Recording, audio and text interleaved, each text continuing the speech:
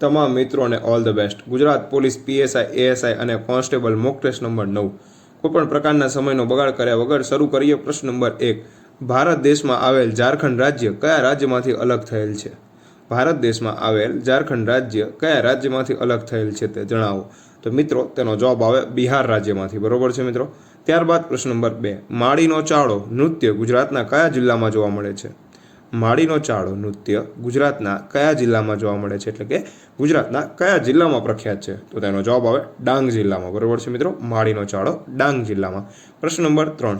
ગોપુરમનો અર્થ શું થાય છે? ગોપુરમનો અર્થ શું થાય છે તે જણાવો। તો તેનો જવાબ આવે દક્ષિણ ભારતના મંદિરોનો પ્રવેશદ્વાર। બરોબર છે મિત્રો। દક્ષિણ ભારતમાં મંદિરોના વિશેષ પ્રવેશદ્વાર બનાવવામાં આવે છે, એટલે કે ગોપુરમનો અર્થ થાય દક્ષિણ ભારતના મંદિરોના પ્રવેશદ્વાર। મિત્રો આ તમામ પ્રશ્નો જીસીઈઆરટીની બુક્સ અને એનસીઈઆરટીની બુક્સમાંથી બનાવવામાં આવેલ છે, તો નોટ જરૂરથી કરજો। પ્રશ્ન નંબર 4। પુરાતત્વ શાસ્ત્રીને અંગ્રેજીમાં શું કહેવામાં આવે છે? પુરાતન વિભાગ એટલે કે પુરાતત્વ શાસ્ત્રીને અંગ્રેજીમાં શું કહેવામાં આવે છે? તો મિત્રો તેનો જવાબ આવે એ આર્કિયોલોજિસ્ટ। બરોબર છે। પુરાતત્વ શાસ્ત્રીને આર્કિયોલોજિસ્ટ કહેવામાં આવે છે। પ્રશ્ન નંબર 5। બંધારણ સભામાં કુલ કેટલી સભ્ય સંખ્યા હતી? બંધારણ સભામાં કુલ કેટલી સભ્ય સંખ્યા હતી? તો તેનો જવાબ આવે બી 389। બરોબર છે મિત્રો। બી 389। ત્યારબાદ પ્રશ્ન નંબર 6। નાલંદા વિદ્યાપીઠની સ્થાપના કયા ગુપ્ત રાજાના સમયગાળામાં થઈ હતી? નાલંદા વિદ્યાપીઠની સ્થાપના કયા ગુપ્ત રાજાના સમયગાળામાં થઈ હતી? તો તેનો જવાબ આવે કુમારગુપ્ત। બરોબર છે મિત્રો। બી કુમારગુપ્તના સમયગાળામાં થઈ હતી। જો મિત્રો તમને સવાલ જવાબ ગમ્યા હોય તો અમારી ચેનલને સબસ્ક્રાઇબ જરૂરથી કરી લેજો। પ્રશ્ન નંબર 7। પશ્મિનો બકરી કયા રાજ્યમાં જોવા મળે છે? પશ્મિનો બકરી કયા રાજ્યમાં જોવા મળે છે? તો તેનો જવાબ આવે કાશ્મીરમાં। બરોબર છે મિત્રો। કાશ્મીરમાં બકરીની એક વિશિષ્ટ જાત છે, એટલે કે પશ્મિનો બકરી કાશ્મીરમાં જોવા મળે છે।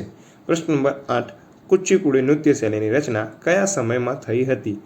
કુચીપુડી નૃત્ય શૈલીની રચના કયા સમયમાં થઈ હતી? તો તેનો જવાબ હવે 15મી સદીમાં। બરોબર છે। ત્યારબાદ હવે આપણે જોઈએ પ્રશ્ન નંબર 9। ધોળાવીરાનું સંશોધન કોના માર્ગદર્શન નીચે થયું હતું? ધોળાવીરાનું સંશોધન કોના માર્ગદર્શન નીચે થયું હતું? તો તેનો જવાબ આવે રવિન્દ્રસિંહ બિસ્તના। બરોબર છે। ધોળાવીરાનું સંશોધન રવિન્દ્રસિંહ બિસ્તના માર્ગદર્શન નીચે થયું હતું। આપણે જોઈશું પ્રશ્ન નંબર 10। દશાંશ પદ્ધતિની શોધ કોના દ્વારા કરવામાં આવી હતી? દશાંશ પદ્ધતિની શોધ કોના દ્વારા કરવામાં આવી હતી? તો તેનો જવાબ આવે આર્યભટ્ટ દ્વારા। બરોબર છે મિત્રો। આર્યભટ્ટ દ્વારા દશાંશ પદ્ધતિની શોધ કરવામાં આવી હતી, અને સાથે સાથે શૂન્યની પણ શોધ આર્યભટ્ટ દ્વારા જ કરવામાં આવી હતી। પ્રશ્ન નંબર 11। વાતાવરણમાં 100%માંથી કાર્બન ડાયોક્સાઇડનું પ્રમાણ કેટલા ટકા છે?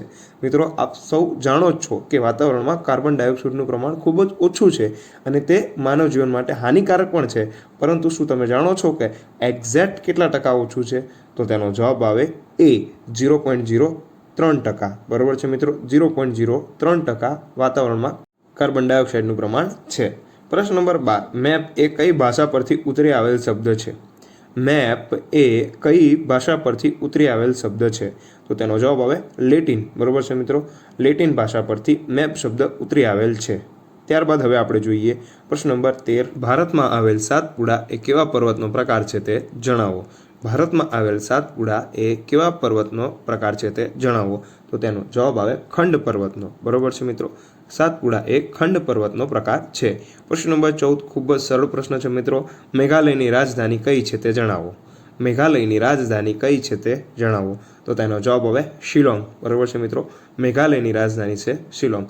તમામ રાજ્ય અને તેની રાજધાની, કેન્દ્ર શાસિત પ્રદેશ અને તેની રાજધાની પણ જરૂરથી યાદ કરી લેવી। પ્રશ્ન નંબર 15। ગ્રામ પંચાયત અંતર્ગત ગ્રામ સભાનું આયોજન વર્ષમાં ઓછામાં ઓછું કેટલી વાર કરવું ફરજિયાત છે? ગ્રામ પંચાયત અંતર્ગત ગ્રામ સભાનું આયોજન વર્ષમાં ઓછામાં ઓછું કેટલી વાર કરવું ફરજિયાત છે? તો તેનો જવાબ આવે 2 વાર। બરોબર છે મિત્રો। ગ્રામ સભાનું આયોજન વર્ષમાં ઓછામાં ઓછું 2 વાર કરવું એ ફરજિયાત છે। પ્રશ્ન નંબર 16। ભાખરા નાંગલ બહુહેતુક યોજનાનો લાભ કયા રાજ્યને મળતો નથી તે દર્શાવો। ભાખરા નાંગલ બહુહેતુક યોજનાનો લાભ કયા રાજ્યને મળતો નથી તે જણાવો। મિત્રો સૌપ્રથમ તો તમારી જાણકારી માટે કે ભાખરા નાંગલ બહુહેતુક યોજના સતલજ નદી ઉપર બનાવવામાં આવી છે, અને પ્રશ્નની વાત કરીએ તો કયા રાજ્યને લાભ મળતો નથી? તો તેમાં ઉત્તરાખંડ। બરોબર છે મિત્રો। પંજાબ, હરિયાણા અને રાજસ્થાન આ ત્રણેય રાજ્યોને ભાખરા નાંગલ બહુહેતુક યોજનાનો લાભ મળે છે અને ઉત્તરાખંડ રાજ્યને મળતો નથી. તો અહીંયા જવાબ આવે બી ઉત્તરાખંડ. પ્રશ્ન નંબર 17 મત્સ્ય મહાજનપદ કયા વિસ્તારમાં હતું તે જણાવો. કુલ 16 મહાજનપદ હતા તે આપ સૌ જાણો છો. અહીંયા મત્સ્ય મહાજનપદ કયા વિસ્તારમાં હતું તે જણાવો. તો તેનો જવાબ આવે જયપુર. બરોબર છે મિત્રો. મત્સ્ય મહાજનપદ જયપુર રાજસ્થાન ખાતે આવેલું હતું. પ્રશ્ન નંબર 18 સીસાની ધાતુને શું કહેવામાં આવે છે? શીશાની ધાતુને શું કહેવામાં આવે છે તે જણાવો. તો તેનો જવાબ આવે સી ગેલેના. બરોબર છે. સીસાની ધાતુને ગેલેના કહેવામાં આવે છે. પ્રશ્ન નંબર 19 વિશ્વ વેપાર સંગઠનનું મુખ્ય મથક ક્યાં આવેલ છે તે જણાવો. વિશ્વ વેપાર સંગઠનનું મુખ્ય મથક ક્યાં આવેલ છે તે જણાવો. તો તેનો જવાબ આવે સ્વિટ્ઝરલેન્ડ ખાતે. બરોબર છે. વિશ્વ વેપાર સંગઠનનું મુખ્ય મથક સ્વિટ્ઝરલેન્ડ ખાતે આવેલું છે. પ્રશ્ન નંબર 20 અને આજનો છેલ્લો પ્રશ્ન મિત્રો. ભારતમાં રેલવેની શરૂઆત કયા વર્ષમાં થઈ હતી? ભારતમાં રેલવેની શરૂઆત કયા વર્ષમાં થઈ હતી? તો મિત્રો આ પ્રશ્નનો જવાબ તમારે કોમેન્ટ બોક્સમાં આપવાનો છે. અને હા, એ પણ જરૂરથી જવાબ આપજો કે શરૂઆત તો થઈ જ હતી પણ તેની સાથે સાથે ક્યાંથી ક્યાં સુધીના અંતરમાં શરૂઆત થઈ હતી. અને આવા જ બીજા વિડીયોને જોવા માટે અમારી ચેનલને સબસ્ક્રાઇબ કરો. જો મિત્રો તમને વિડીયો પસંદ આવ્યો હોય તો તમારા મિત્રો કે જે પોલીસ અને અન્ય કોઈ પણ તૈયારી કરતા હોય તેમના સુધી આ વિડીયોને જરૂર શેર કરજો. જય હિન્દ, જય ભારત. ફરી મળીએ આવા વિડીયો સાથે. ત્યાં સુધી તમને બધાને આવનારી તમામ એક્ઝામ માટે ઓલ ધ બેસ્ટ.